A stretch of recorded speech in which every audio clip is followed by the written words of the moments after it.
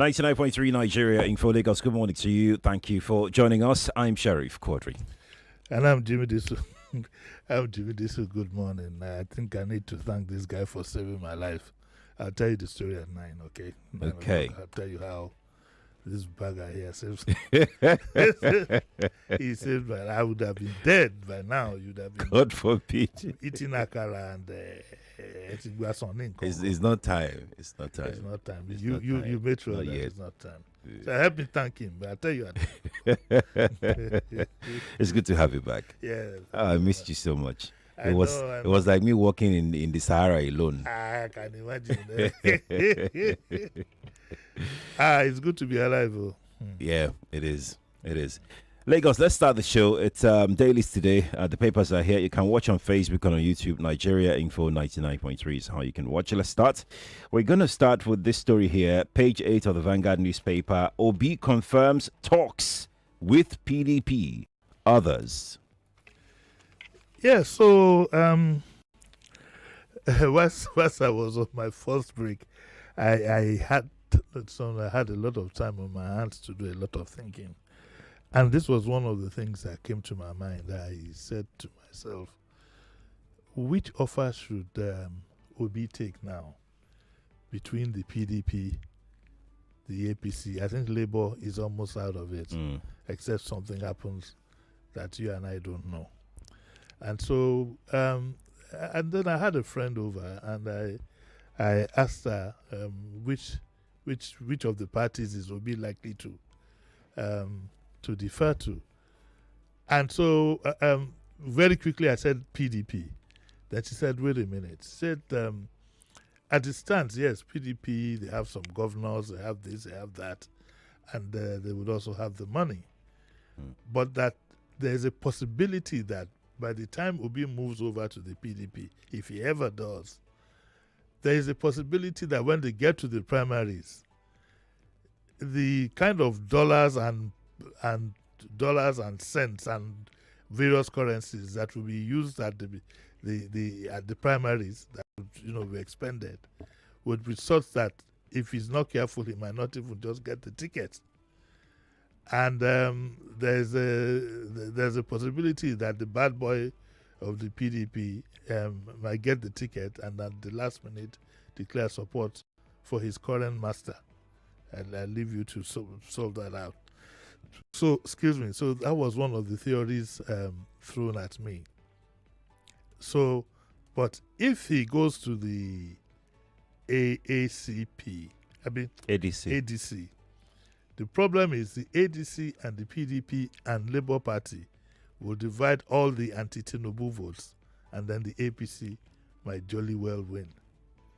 So that was where I got stuck, and I said to myself, so where are we now? The thing is, I think that if the politicians would take their personal interests out of it all, a coalition that has both the PDP, the ADC, and Labour might be able to give the APC a run for their money.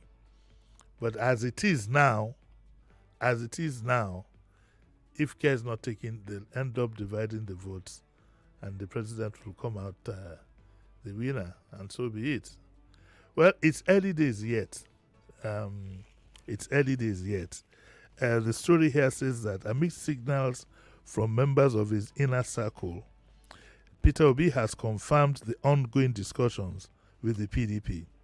Obi, who spoke through the national coordinator of the Obedient Movement, Dr. Tanko Yunusa in Abuja, yesterday said he was open to discussions with parties and political parties which can bring out the new Nigeria we all hope and pray for. Of course, Jerry Ghana was on TV on, what day was it now? Sometime during the week, he was on the channels. And he also said that the PDP were looking for a southern candidate. And I don't think that southern candidate will be from the west. The likelihood is that the southern candidate might be from the east. And so it's an unfolding drama. When he was asked whether it was Obi specifically, he said, well, it could be him, and it could be somebody better than him. And that's where we are. I think that of course I'm not in support. I mean, I'm going to make mine very clear. I'd rather have a new slate, a new set of people. To be honest with you, let me make that very clear now from the onset. I think Nigeria needs a new beginning. I'm not likely to lend my support to any old fuddy-duddy. I mean, I've had enough of that. But I think that if care is not taken, we might go along this same path for another 4 years. So, but it's like I said, it's early days yet. We'll see where we are going pretty soon. Okay, all right, we'll see. But I wonder what you think. I'm not going to let you get to that. I'm back now, so. I mean, I think Peter Obi's situation is not it is going to have a bit of tough time. Very tough. You know, in terms of where to run. Atiku is not going to let off the ADC just like that because Peter Obi is there, and quite a number of people have put forward some sort of arrangement that Atiku and Obi can actually just run together to merge their votes. So who where will Atiku will be the first president, then after 4 years he steps aside and Obi comes up and runs for one term as well. I have it on good authority. The obedience don't want Obi as the vice president. I have it on good authority that they don't want Obi as the vice president. So fair enough, he can take the vice presidency if he likes, but it's very unlikely that the kind of support base that he has, it's very, very unlikely they'll vote for him as vice president. Yeah. And isn't it time? Look, let's be very honest with ourselves. Atiku will be how old in 2007? He'll be how old? I have no idea. He'll be close to 80. I mean, for God's sake. For God's sake. And I think that common sense will prevail and people will tell Atiku that he's had a shot at this presidency for close about 4 times from different parties, going from one party to the other. That brand is virtually dead. That's the honest to God truth. The brand is gone. And listen to what El Rufai's son said yesterday. The North, you see, one mistake we make about the North is that we tend to believe that anything goes. I mean, you understand what I'm saying? But they have their own sophistication. Their leaders will tell them certain home truths. Nigeria cannot continue along this path of these old. Look, can you have a president who is almost 80? We need a new beginning. And I believe that reason will prevail on Atiku that it's time you supported a candidate. It's just about time. But we'll see how it goes. We'll see how, but before we move on from there, I mean, I'm glad that you mentioned the age part. Yes. And there's this troubling trend that has been with Africa and African countries for so long. Old people, very old people in their 80s. This is we're not discriminating against old people, but why is it that African leaders want to stay put in power, perpetually in power? 83 still running for the 4th term, 85 still running for the 5th term. Well, whether we want to admit it or not, the influence of the foreign elements is very key. You know, the influence of the foreign elements. There's a scramble for Africa. All the resources that makes the world go around are domiciled here. And so there's a conspiracy amongst Western countries to keep Africa down. Yes, we can't run away from it. Cameroon next door has a president who is 92 and wants to run again. I mean, what kind of farce is that? You understand? We've fallen victim. That's why, you see, and we are hit on all fronts. Cultural, religious, name it. They come at us with everything and confuse us. And because Africans have not learned to stand on their own, they're still stuck with the old A younger African now is most likely not going to be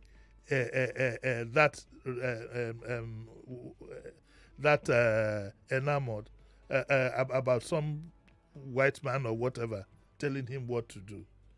Look at the continent is being plunged. Day and night is being plummeted. So the honest to God truth is that it's high time. And that's why we say that we too must get serious. We must get our identity right. The kind of things that even in our own country, wait till you have a young leader. The kind of things that even we do here. You listen to the IMF and the World Bank, lock, stock, and barrel. Today they say you're improving. Tomorrow the same things they told you to do. They say, oh no, this is what it is. Do we interfere in their own affairs? No. What is their business? Your guess is as good as mine. That is why you find in most countries, with the connivance of Western powers, they can hardly produce their first 11. That's what I think. Okay, thank you.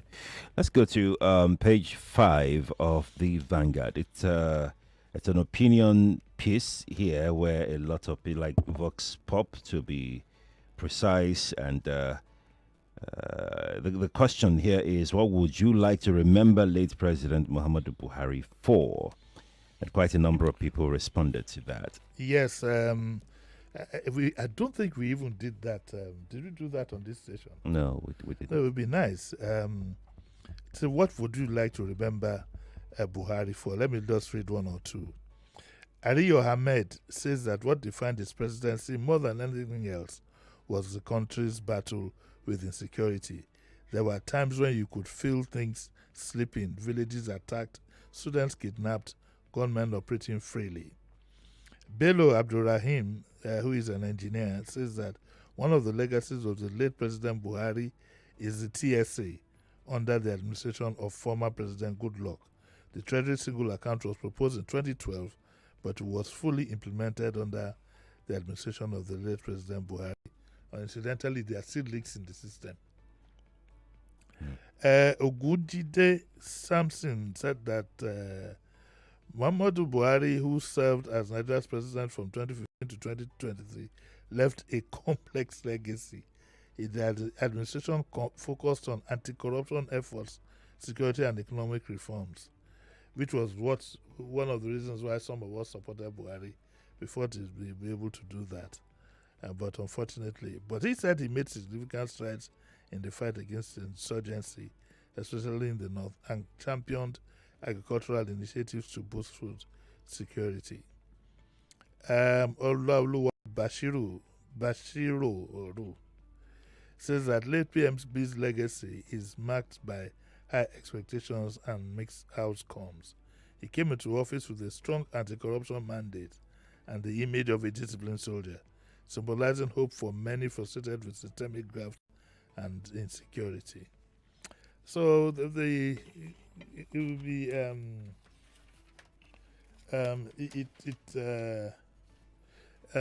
what would I say now? Yes, it's a mixed bag. I think that we need to devote one of our programs for people to tell us what exactly they would like to remember Buhari for. Or do you think it is too late? Maybe No, it's never too late. It's never too late. late. Okay. Yes, it's never too do late. Something like that next week. It's never too late. Besides, Nigerians barely remember things that vividly when the person is no more in power. It's no more in power, yes. So I can imagine. I saw a very beautiful article. No, it wasn't written by Quadry, but Quadry Ahmed posted it on our Facebook. About by now, I'm sure there'll be nobody in the house virtually. The family, that's it. All those visitors who used to come around, they would have gone someplace else. That's right. That's the way the world is, though. By the way, sorry. Yeah. Sorry. It's okay. It's fine. It's fine. When you hear that the First Lady donates 1 billion naira, the First Lady in this quarter has donated something close to about 4 billion. Where does the money come from? No answer now. Oh, you asking me? Uh, No, I don't know. it's something we need to We need to look at, Abi. need to look at. We need to When question. you hear, yes, oh, she goes to about you, she donates 1 billion. Oh, she goes to whatever, she donates 1 billion. The first lady goes to this thing, she donates 1 billion. Where is the money coming from? Under what is it? Is it her personal money, or the family money, or is it money? Is it government money? In which case, under which budget? In which case then means that if, for example, you are donating money to some IDPs, must it go under the name of somebody before the money gets to them? It's just a question that occurred to me. Wait a minute. Every time you hear, oh, the first lady has donated this, oh, she has donated 1 billion. These people money never finish. Is it her personal money? And it's a simple question that needs to be answered by the presidency. Yeah. Yes, I think we should know, because if that is the case, then it's not her donating the money. Really, there should be money assigned for these things. I mean, I'm sorry, but that's the way I look at this. That's the way I look at it. Or what do you think? I think it's a valid question to be asked. What's the answer? The answer should the valid lie. question. What's the valid answer? Yeah, so the valid answer can only be provided by the office of the president, the presidential media aide. They're the ones that would provide answer to that question. And I know that, I mean, they should expect such questions to come anyways. If you didn't ask this morning, another person could have asked any time. How come nobody has asked all this while? Yeah, I wouldn't know. I guess we just feel that, well, 1 billion is a lot of money, actually. And she's donated. I think she's donated 3 different 1 billions in recent times. Oh wow! Or at least more than one, anyway. Yeah, maybe 2 billion and so on and so forth. So I'd just like to know where the money is coming from, under which budget, and also we need to have. Anyway, that's another issue. I don't want to bring that up now, but I haven't had time to talk about the Falcons and the money that was given to them. I think I'll do that at 9 o'clock. Okay. Yes. All right. And the fact that during the ceremony, the official band of the Federal Republic of Nigeria played the president's personal campaign song, "On Your Mandate We Shall Stand," and the Falcons were made to sing that song. I don't think it's proper. The implication of these things, Sheriff, the implication of these things is far and wide. Okay, far and wide. Where at public functions, you begin to sing a song like "On Your Mandate We Shall Stand." It's improper. It's against protocol, and it has a lot of significance. I don't want to give an example in history of where this kind of thing started.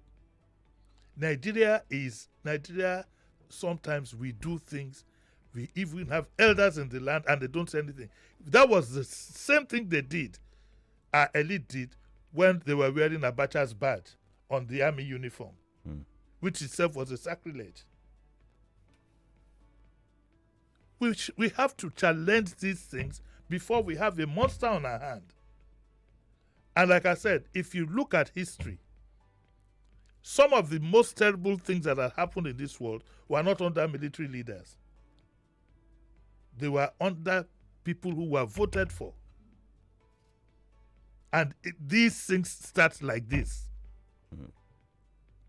This government had not been in place up to 6 months. They changed the national anthem.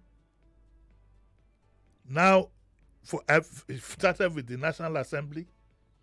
Now, at an official federal government function, you have some band playing, the Nigerian official band, military band, playing "On Your Mandate We Shall Stand." It is improper. And it is dangerous. It is very, very dangerous.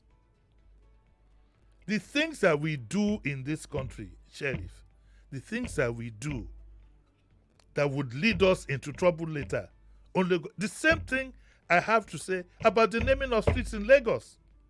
We have 3 local governments have changed their streets from one name to another for tribal reasons. It's improper. It's improper. We have to be very, very careful. We have to make sure that we don't allow whatever design. You see, these things creep on you. They creep on you like something is normal.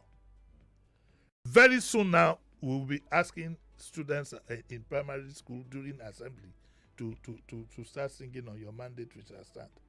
Yes, it might sound funny. One overzealous principal will start it, and before you know it. And like I said, all these things, if you check history, the things that have got the world into trouble started like this.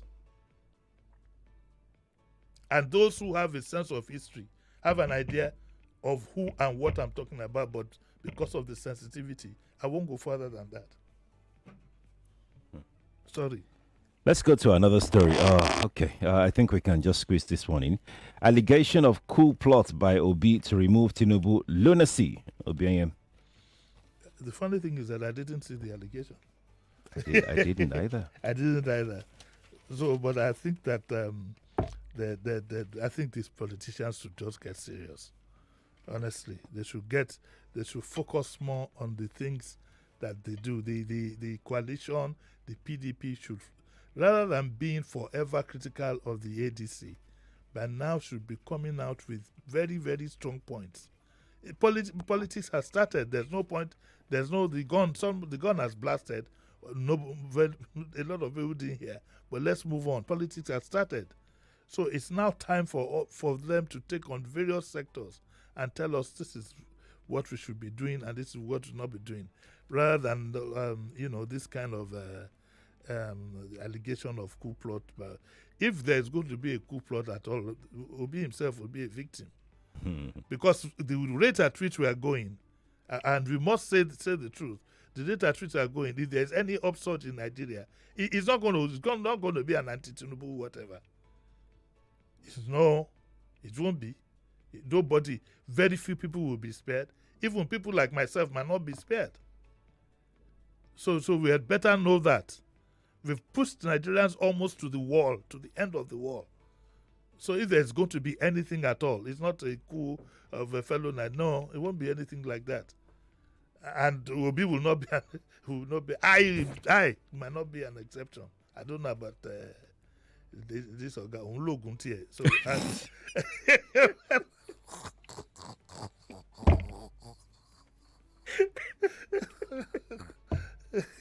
yes, even I will be affected. They'll say it's part of that stupid generation, blah blah. So let's be very, very careful about the things that we talk. I didn't hear about this. I didn't hear about any allegation of a coup plot.